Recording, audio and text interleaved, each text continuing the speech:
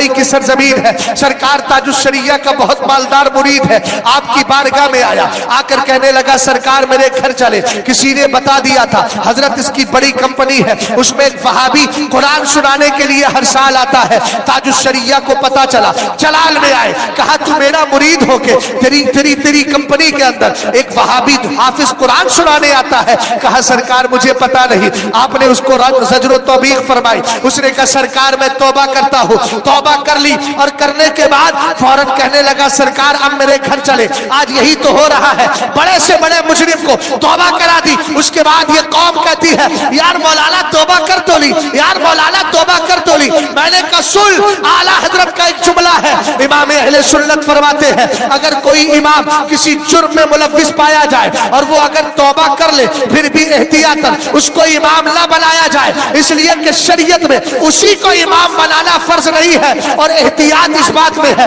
कि कुछ दिन सलाहे हाल देखा जाए वो अपनी तौबा पे कायम है कि नहीं। यहाँ तो इधर पकड़ा उधर ला करके खड़ा कर दिया और फिर यही मेरी कौम मुफ्ती बन जाती है। हम अगर कुछ कहें तो कहा देखिए तौबा कबूल ही नहीं हो रही है, अल्लाह ने कबूल कर ली। हमने कहा फुकहा ने सलाहे हाल की बात कही है कि नहीं। सरकार ताजुश्शरिया की बारगाह में वो शेख कहता है हजरत मैंने तौबा कर ली, अब मेरे घर चले। मेरे पीर ने फरमाया नहीं, अगली साल आऊंगा तब तुम्हारे घर जाऊंगा। हिकमत ये थी 1 साल तक उसको चेक किया जाए वो तौबा पे कायम है कि नहीं। ऐसा तसल्लुब इमाम भी पैदा करे। कोई मुतवल्ली हमें रिस्क नहीं देता है, रोजी हमारा खुदा हमको अता फरमाता। हम क्यों किसी वहाबी का रद्द करने से बचे। कुछ लोग कहते वहाबी का नाम नहीं लेंगे, देवबंदी का नहीं।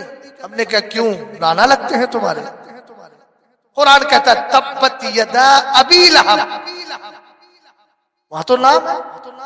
हारून कारून का नाम कुरान में है नहीं, फिरौन का नाम कुरान में है, बताइए। तो जब कुरान में अल्लाह रब्बुल इज्जत ने नाम लेकर के इन कुफ्फार को, इन बदअकीदा गुस्ताखे रसूल का तज़किरा किया, तो तुम क्या बड़े मुत्तकी परहेजगार बनते हो। तकवा ये नहीं है, तकवा ये है कि दुश्मने अहमद पे शिद्दत। कुछ लोग कहते हैं, हमने कहा आपको अगर इल्मे हदीस की इस्तिलाह मालूम है तो सुन लीजिए। एक हदीस ये है कि काला अबू हुरैरा और एक हदीस है काला रजुलन, एक हदीस है काला बादुन नास, एक हदीस है कालल बाद। जब दोनों हदीसों को हम उसूल के मुताबिक देखेंगे तो काला अबू हुरैरा वाली हदीस ज्यादा मोतबर, इसलिए कि उसमें रावी का नाम आ गया। हमने कहा कोई मुतवल्ली नहीं देता हमें रोजी, और जो मुतवल्ली आजकल बहुत बड़े अल्लामा फहामा बनके मस्जिदों के इमामों को समझाते रद्द मत कीजिएगा, रद्द मत कीजिएगा, हालात खराब है। मैंने कहा तेरी तबीयत खराब है, हालात खराब नहीं है। और हालात की खराबी की बात है तो कयामत के करीब अब कोई सहाबा की जमात नहीं आएगी, अब कोई बायजीद बुस्तामी आने वाला नहीं है। अब तो ताजुश्शरिया जैसी जातें मिल जाए ये भी हमारे लिए बड़ी दुश्वारी का काम है।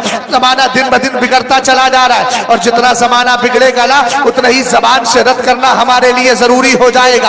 आला हजरत ने फरमाया बद मजहबों का रद्द करना फर्ज आजम है। मलफूज में कहा बद मजहबों का रद्द करना यह है फर्ज है। और आला हजरत इमाम अहले सुन्नत ने एक मकाम पर यह भी फरमाया, हजरत सरकार सैयदना अबू इसहाक अस्फराइनी का दौर था, उनके दौर में बद अकीदा लोगों ने जब सर उठाया आपने चारों तरफ देखा कोई रद्द ही नहीं कर रहा है। सबने अपनी अपने बदने, अपनी अपनी चटाइयां, अपने अपने लोटे लिए हैं, जंगलों में जाकर के इबादत कर रहे हैं, पहाड़ों में जाकर इबादत कर रहे हैं, घर में भी नहीं है और जाकर के अपने घासे खा खा के इबादत में मशगूल है। हजरत अबू इसहाक अस्फराइनी को चला लाया, फौरन पहुंच गए जंगल, उलमा से कहा या अकलतल हशीशी अल तुम्हाहुला व उम्मतो मुहम्मदिन सल्लल्लाहु अलैहि वसल्लम फिल फितर। कहने लगे एक घास खा खा कर इबादतें करने वाले उलमा सुनो, तुम यहाँ मौजूद हो, मुस्तफा की उम्मत फितरों में मुब्तला है। उन्होंने कहा हजरत हमारे पास इतना इल्म नहीं, मेरे इमाम कहते हैं। अबू इसहाक अस्फराइनी फौरन पलट कर आए,